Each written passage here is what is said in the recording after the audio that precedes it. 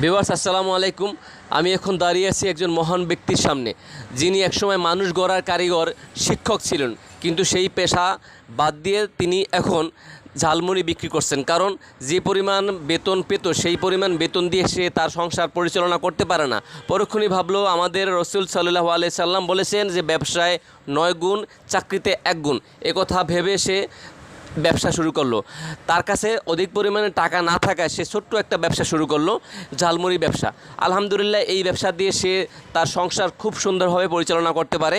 এবং যখনই নামাজের সময় হয় 5 ওয়াক্ত নামাজ সে সবচেয়ে কাছের নিকট মসজিদে গিয়ে নামাজ আদায় করে, তার ছোট্ট ব্যবসাটা যে কোনো একটা দোকান অথবা রাস্তার পাশে রেখে যায়। আলহামদুলিল্লাহ কোনো সমস্যা হয় না।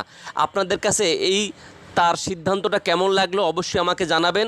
এবং তার এখানে যদি আপনারা আসেন, তার এই ঝালমুড়িটা খাবেন, অত্যন্ত সুস্বাদু ঝালমুড়ি। খেলে আপনার জিহ্বায় লেগে থাকবে, মনে হয় যে আসলে এই তৃষ্ণা নিবারণ হয় না। আর একটা বিষয় হচ্ছে কি, আপনারা আমার সাথে থাকবেন, থাকতে থাকতে ভালো লাগবে, আর ভালো লাগা থেকে ভালোবাসা সৃষ্টি হয়ে যাবে। প্রিয় ভিউয়ার্স, লাইক এবং কমেন্ট